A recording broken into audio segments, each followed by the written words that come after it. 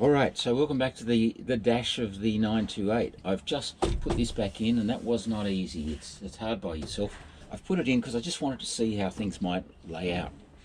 This is out of the MG, and it's important we use some of this functionality because these buttons we need. I've mentioned it before. We need them to drive the dash. They're essential. But they're on this sort of rotary thing. It doesn't fit. The diameter's inside diameter's different, and it's kind of awkward. And I don't. How am I going to fit these? They'd look terrible on a Porsche steering wheel. Here is the original Porsche steering wheel, which you and I vastly prefer to the MG's one. And of course, it's got no provision for buttons on it. It looked terrible. So those buttons have to go somewhere, and I think they should go on the dash. So no to that, and instead we'll just stick with the original Porsche one that we know works with the Porsche loom, and it will go on just like that. Presto. That's the disadvantage, of course, is that it's very old and it needs, all the electrical contacts are tired and they need tidying up. So I mean, we've got to keep the Porsche character, don't we? You can't have the old Porsche steering wheel and Porsche switchgear, and as nice as this is, as functional as it is, no. These are my new warning lights that work. Now they're coming out of the Porsche loom. We're using these Porsche original buttons for hazards and things. So Porsche Electrics is driving the lights, the wipers, the hazards, the brake lights, things like that. But all the other stuff you saw last time is coming from the MG loom. It's a real hybrid. This could be a lot worse, you know. And if that were back there, and if this were in front of it. Oh yeah, look. You know, that is not too bad. And then the dozen warning lights I've got can go around the side or along the bottom here or down below or something like that. Yeah, I think that's going to work, guys. Okay, so how will it fit? It doesn't, does it? It's too tall. Okay, so what are we going to do? We're going to have to relieve there. We're going to have to cut along there and relieve that so that this can fit in there. I simply cannot use the old analog dials and repurpose them. You know, we talked about that earlier. Wouldn't it be nice to use the fuel gauge as the state of charge and the tacho as the power and the speedo as a speedo? It's doable using the Arduino programming that we looked at, but I do need all this stuff. If you see how important that is in the MG, look at all those lights that we had in the MG. We need to use this. We do. So, yeah, we'll integrate that in here. Make it fit. You know, it's funny when you look at these old dashes. Look at the way that's made. That's all done by hand. A couple of little secret buttons under there. But also, from that side, there is this potentiometer that lived in here. And that was the dash dimmer switch on this side, and on the other side was the wiper delay period. And just look at that. It's even got a 928 part number on it. And you know what? No longer available from Porsche. $125 US if you could get one, and it's just a potentiometer, not even a carbon one, just a wire. Now the center console, it's a very distinctive part of the 928, the way that flows so nicely down like that. I think we really should try and retain that. But the screen, which we do need, is too wide. It's not, and I'm not going to fit a separate double DIN unit because we really need this one, this for the configuration of the car and stuff. I just want to run with that. But we're going to have to do some work to make that fit from front or behind. As far as this selector goes, it should actually fit quite nicely in there. That'll be good. Room for the connector at the top underneath. If we trim this out, yep, that'll be good. Keep the original 928 window switches. Yep, this entertainment selector thing, I suppose, in there somewhere. Same for the park brake and hill hold. Maybe on the low side, something like that. Yeah, maybe in there and that above it. We won't need the air conditioning console, unfortunately, because we can't use the MG's aircon at the moment. We do need this, though. That'll be our ventilation flap. You've got to have ventilation in the cabin of this, so we'll have to retain that to the screen below it. But that's going to work. If we can get that in there, I think that it would be fine. Yeah, it's going to be tight. This could even go up higher, couldn't it? Now this That was the temperature sensor in the 928 that measures the cabin temperature for the aircon. Look at that. Perfect. We've had another win here. This is the electric accelerator pedal that we're going to need to use. And look, the standard Porsche one's got this mounting here, but if that were mounted sort of up about there, you can see the pedal heights are just about right. I reckon Matt will just whiz through this. I was expecting this could be really tricky, but if Matt were to just put a square section aluminium heading up there and mounted firmly to that, and then we'll have adjustment up here so we can adjust the rake and position and so on, I reckon we can get the pedal heights just right. Yeah, okay, so this is our brake switch, and it operates the opposite way to which you might think. Normally when the brake is up, that is pushed in, so we've got a nice bar there. We can easily mount that just there, so when you push the brake, it moves away, breaks the contact. That'll be absolutely perfect. So once again, an easy bit of fabrication for Matt, and that's be sorted.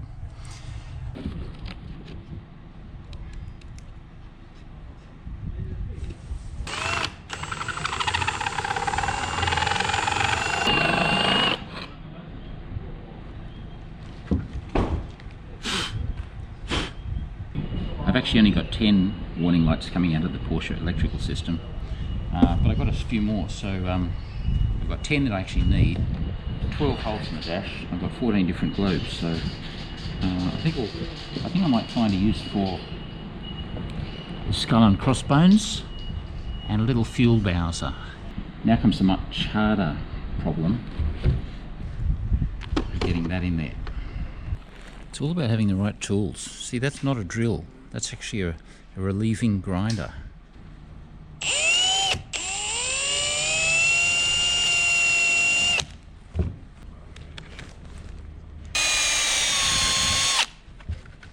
And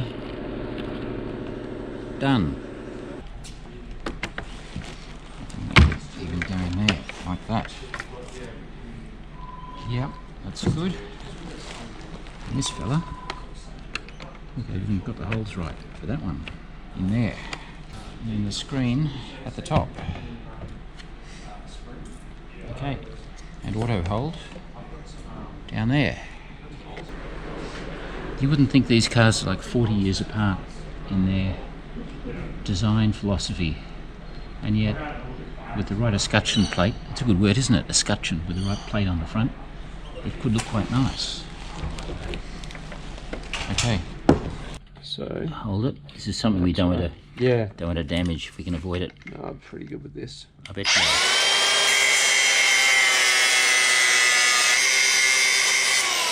The only thing is I can't let the nut here, the grinder, as you can see, it'll mar, mar that edge. So I've got to come from the back. Yep. We do stuff by hand in this project, don't we? Handmade. Yeah. What do you want to call it? EV8. EV8. EV8, I think that works. It's a Porsche 928 EV8. That's it.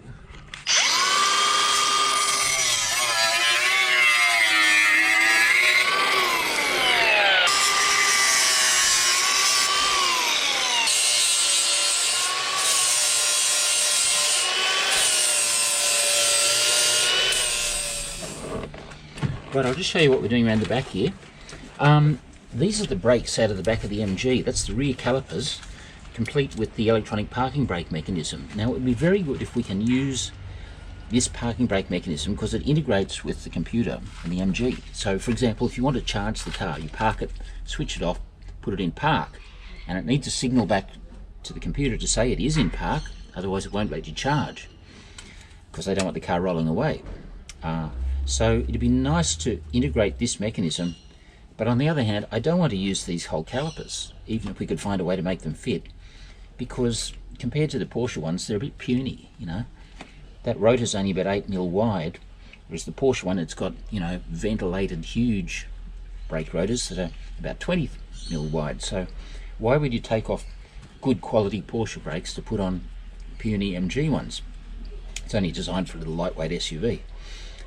The Porsche is designed, you know, for the Autobahn, so let's not do that. But at the same time, we still need to find a way to integrate this parking brake mechanism if we possibly can. So that's one little dilemma. One thing I'm not sure about is the charge port here. I actually think I might mount it inside the car, just about here. And there are a couple of reasons for this. I won't go into them all now, but I have no problem with security, because at home I can charge with, you know, the lead just hanging out the boot. And if I was charging in a, you know, in the rain in a public place, the boot would be down, it'd be covered. I actually think it's not a bad solution. It's Matt. What have you made something for me? Oh, accelerator pedal. So we can weld that there, and we've got enough room there to actually kick it so it's level. Excellent. Just hold it so that's square, the O to the O. Yep. And then we can weld it all the way around. Okay, mate. Aren't you thoughtful? This is just like race driver setup. So, you know, where race drivers, you tailor the car to suit the driver. You might want it more one way or the other. I'm the next Oscar Piastri. Is that what the O's for? Yeah. Thanks.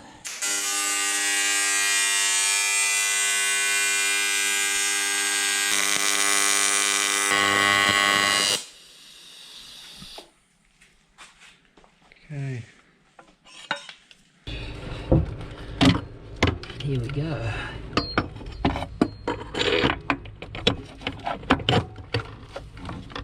There you go.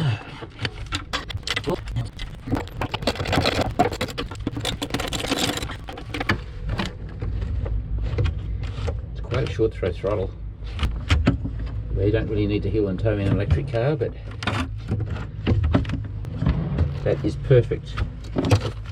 So what is Australia's favourite car? Up till about 2016, it would have been something like this. Commodore sedan, preferably with a V8. Now it's all changed. Everybody wants a dual cab ute. So whether it's a Hilux, an Amarok, a Triton, or Ford Ranger. There you go. Every tradies dream, complete with the bull bar and the TKM snorkel and the driving lights, and loaded up with all the fruit. It's probably $90,000 or $100,000 right there. Well, the Ranger is the most popular car in Australia. So there you go for our international viewers. A bit of non-Porsche content. You can fit 3 in there. I don't snore, and I'll mind my own business. That's right. No, I'm not an off-road kind of guy, you know that. This is more my type of car. I got an invite to check out the latest Macan. Very nice, fully electric, very fancy. Now, did you know the new Macan, Porsche's best-selling car, is going to be electric only? No petrol, no diesel, no hybrid. And people are saying, well, that'll be the end of Porsche. To which I say, hey, they've been around for 70 years and they're not stupid. Do you think you know better than Porsche management about what their customers want? Hey, look, it's very nice, amazingly fast, but at the end of the day, it's not a sports car. Fully electric. I'll show you something really interesting I found. These are the wheel speed sensors. The little Hall effect sits in the front wheel hubs, and there's a magnetic ring that goes round with 48 poles. So little poles flash past this at full speed, about 1,000 times a second. They go past that because the wheel's turning sort of 22 RPM, 22 revs per second. There's 48 poles, so it's about 1,000 hertz frequency. It goes past a little metal bit, and that generates a speedo on the dash. Now look at this. If you go do this past something metal, hear that? The little vacuum pump took off. Watch it again. Why did it do that? It thinks the car's moving, so it's trying to make sure that we've got vacuum in the brake booster. There we go. It's not enough to even register on the dial because it's only about 3 hertz and it's expecting about 300, but you get the idea. We can just use these same sensors, put a little sandwich plate on the rear hubs with a little rotating disc with 48 little poles sticking out, mount all 4 of them next to just the one thing, and that'll give us our wheel speed sensor. That saves me doing it electronically, because I was going to read the CAN bus to get the engine speed, and as you saw back in episode 15 or 16, we figured out how to derive the wheel speed from the engine speed, because whenever the motor's turning, the wheels are turning. But this is an even better solution. We're using the existing technology. We don't have to cut into the wiring loom, and it'll just work like this. I'm sure you've gathered right from the start my approach of taking the entire MG's loom, electricals and drivetrain and putting it in this was risky, and so far it's kind of paid off. To everyone's surprise, it worked last time we got the wheels turning. Well, guess what? It's stopped, hasn't it? And right now, I've just spent a whole week and it will not connect the high voltage battery back to repeat that exercise that you saw in the last video. And you might say, well, what's changed? If something was working and it's not working now, and you've done some changes, then look what you've done. Obviously, you've buggered something up. And it's quite possible that I have. We've chased everything. I won't bore you with all the details. Now, the good news is we actually made a lot of things better. You might remember that with the car, when we powered it up, it went straight into drive mode, which I thought was a bit odd. Now, it's working like it probably should. You have to unlock the car with the key. You hear the relays click, it unlocks. You have to then power it up properly. Then you start the car, then you get drive. But the one important thing is it's not connecting the battery anymore. Something's complaining. So what's complaining? Well, that's why you run your codes and your diagnostics. And we've got pages and pages of these. But the key one here, battery management system, lost communication with vehicle control unit. This is the vehicle control unit. I know what you're thinking, it's not plugged in. For some reason the BMS, for some reason they're not talking. It needs to. When you want to start the car, the brains of the car, this one says to the BMS, is it okay to connect the battery? And the battery says, I'll just check. And it checks the interlock loop, which we now know is working. Interlock status A, interlock closed, so there's no problem there. And if everything else is correct and the battery cell temperatures are okay and the voltages are okay, it says yes. But that message seems to be not getting back to the VCU. Consequently, it's not giving us the volts. So we've ended up with two faults. The high voltage won't connect. And if you remember last time, the car wouldn't charge as well for some reason. There's another code for that, and it says that the temperature sensor in the socket that monitors how hot the plug's getting is sending a signal that's out of range. I went, or it's not connecting properly to tell the temperature. And that's pretty odd because the charging was working before and nothing's really changed there. So here's what I think I know. The car's not accepting a charge. The owner's manual states the car will not charge if the ambient temperature is less than minus 15 degrees centigrade or over 45 degrees centigrade. Okay, so we've definitely got a problem here. The temperature, the positive temperature sensor in the slow charging socket showing minus 38 degrees. So it's too cold to charge. It should be the same as the negative. Now it's brisk today, but I know it's not minus 38, so it's either a faulty sensor or a bad electrical connection. This is what I'm thinking. Well, guess what? Looking at this connector on the VCU brains, can you see there's one slightly bent pin there? It's pin 64. Very, very slightly bent. And when I look up pin 64 on the diagram, DC plus temperature sensor coming from the charge socket. So that would appear to be the problem for that. So we need to bend that very carefully back. Now hold it right there, Stu. You're about to see a classic example of me screwing up. We have a problem, I've presumed I found a solution, and now I'm looking for evidence that supports my conclusion rather than having a proper look. Confirmation bias, you could say. But it's an interesting exercise, so bear with me and see if you spot where I go wrong. Pin 64 is indeed the connection for the positive temperature sensor in the charge socket. So my brain's gone, bingo. It would seem reasonable to conclude that straightening this pin, fixing the electrical problem, will probably fix the problem, right? But as you'll see, I'm completely wrong. And this is a good example of what happens when you have a lack of attention to detail combined with an unfortunate coincidence, and I leave myself astray and just waste a whole lot of time. Temperature positive sensor, temp plus, temp minus. This is the charge socket, and there are two temperature sensors on this side there, these four wires here, and they go to here, those four connections just there. Two of the pins, by the time they get back to the VCU, are showing open circuit. Are they the right pins? Let's just check. Brown with black trace, green with red trace, white with black trace, black with white trace. Correct. 15, 16, 17, 18, which just happens to go to pin 64 on the VCU. The VCU connector here. And I can see that it's making good connection through to the plug here. Move it along one. 146 kilo ohms on that. So they're both showing the same sort of readings, which is good. It's getting here to the plug, but it's not getting into there. Okay, why would that be? So it would appear there's absolutely nothing wrong with the connector here, the wiring back to the socket, or the sensors themselves. So I reconnect them and the problem hasn't gone away. The VCU seems to be reporting the positive charge terminal still at -38. So now I'm starting to conclude there is something wrong inside the VCU, which would be really bad because they're expensive, they're pin protected, they're encoded to the VIN of the car, and it would probably mean taking the car to an MG dealer to sort it out, which would be a pain in the futical shrouds, as they'll probably refuse to work on it for liability reasons. If you want to know what futical shrouds are, they're these things on a boat. I really don't want to buy a new VCU. Now Matt says if it was up to him, he'd have a look inside the VCU for an obvious problem, like a broken circuit track. So I go, okay, let's open it up. But then I change my mind. I don't want to open the VCU. There's nothing I can do in there. And why would it have broken? But at this stage, I still don't know that I'm barking up the wrong tree. So despite getting good resistance readings from both, I decide to swap the temp sensor connections at the source to see if the problem switches from one pin to the other, back at the computer. My thinking is, if the problem's here, then when we do the diagnostics, it'll change to the other side. But if the problem is not in the wiring, if the problem's in the VCU itself, then it won't change. That's my thinking. Logical, right?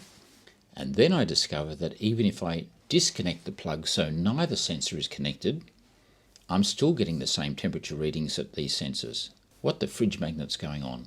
So where did I go wrong? In my haste to get to a solution, I haven't paid enough attention to detail. Well, there is a bent pin, but it's not pin 64, it's pin 7. I was looking at the socket end of the circuit diagram, which is upside down from the pin end. Pin 7, according to the diagram, is not connected to anything, and simply a freakish coincidence that pin 64 is a temperature signal.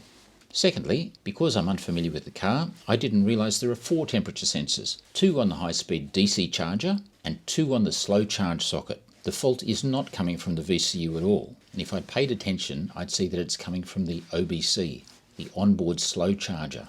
It's right there in front of my eyes. It says OBC. So why am I looking at the VCU? So all this time cutting wires and about to pull the VCU apart for no reason, not helpful. So what did I learn from this? Slow down, be more careful, double check, don't jump to conclusions, just be smarter.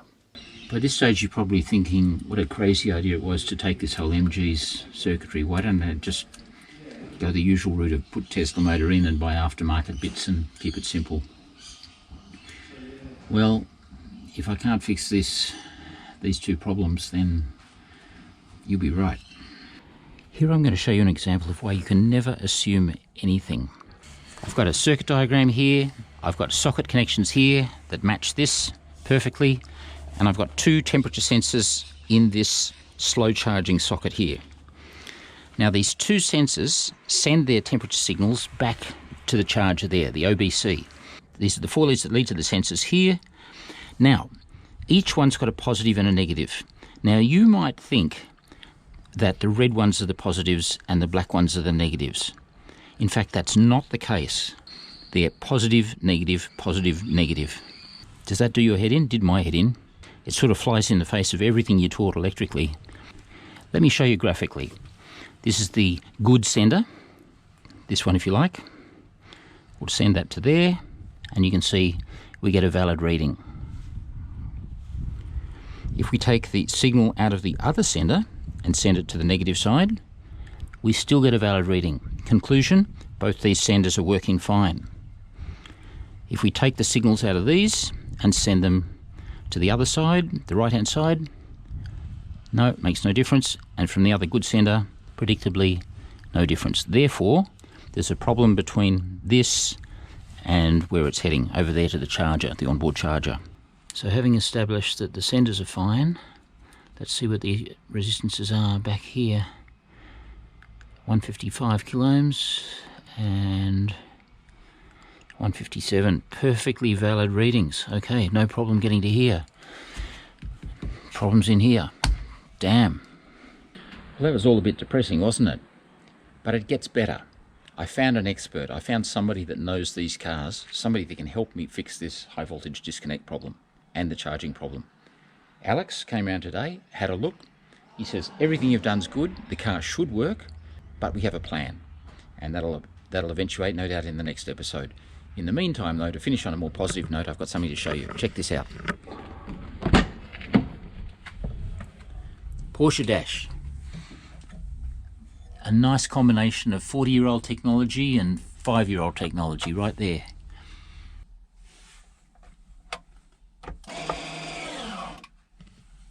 Complete with mosquitoes. So look, Porsche, MG, MG, Porsche, MG, MG, Porsche, Porsche, Porsche, Porsche, Porsche, Porsche, Porsche, Porsche, Porsche, and MG there. So a nice blend. Do you like that? I'm quite chuffed. So what do you think? Is it starting to look like a car? Maybe next time we'll get the wheels going again. Keep going. It's been a big week. See you later.